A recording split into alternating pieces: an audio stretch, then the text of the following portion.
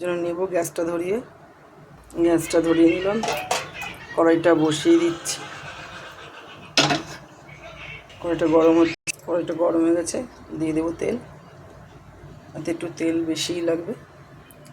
গরম হচ্ছে তেলটা গরম হয়ে গেছে, দিয়ে দেবো 5 ফোড়ন, দিয়ে দেবো একটা গোটা শুকনো লঙ্কা, দিয়ে দেবো আমি আলু দিয়ে দিচ্ছি। এখানে আমি 750 আলু নিয়েছি।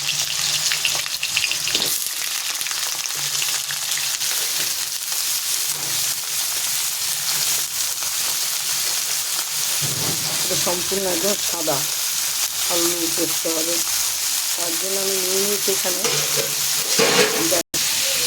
যে পোস্ত। এখানে 50 পোস্ত আছে, ঠিক আছে। এখানে কোনো জল নেই, ঘন একদম 50 পোস্ত, পুরো 50 পোস্ত আর 4টে কাঁচা লঙ্কা মিক্সি করা আছে। আর পোস্তটা কিন্তু একদম মিহি করে না, আদা বাটা তারপর আদা বাটাও না একেবারে মিহি না, মিডিয়াম সাইজে বাটা আছে।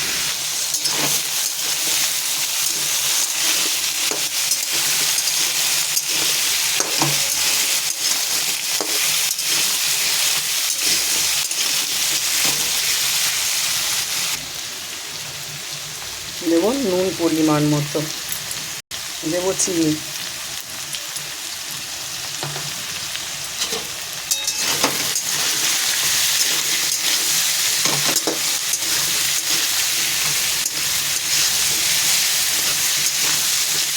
এরপর দিয়ে দেবো পোস্তটা।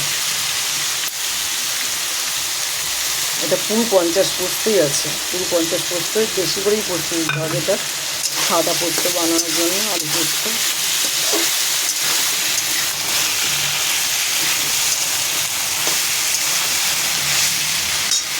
দেবো, পোস্ত বাটি দেওয়া জলটা,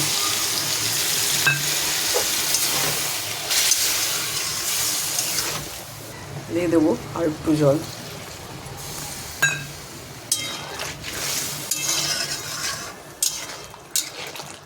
আমার এটা একটু বসানো থাকবে, ফুটবে টকবক করে।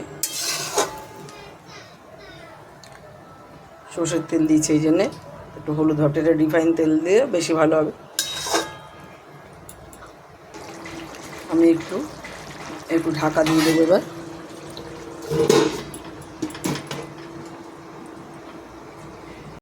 ঢাকনিটা খুলবো,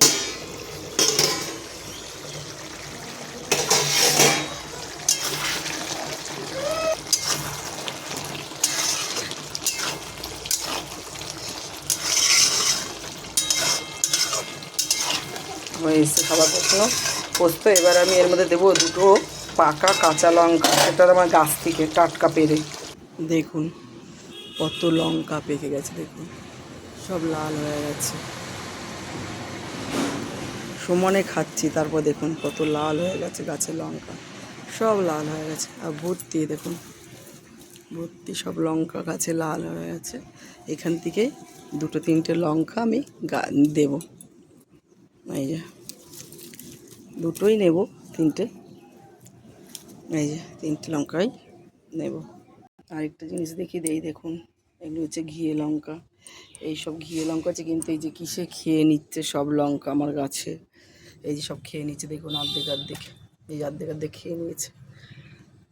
এই যে এখানেও একটা খেয়ে নিয়েছে, যে সব খেয়ে নিচ্ছে লঙ্কা কিসে। এই দেখুন ছোটো কামিনী ফুল গাছে দেখুন কত ফুল। দেখুন এই লঙ্কাগুলো আমি ফাড়বো না, এটা দিয়ে দেবো এইভাবে, যদি কেউ খায় ডোলে খাবে, কারণ বাচ্চা আছে।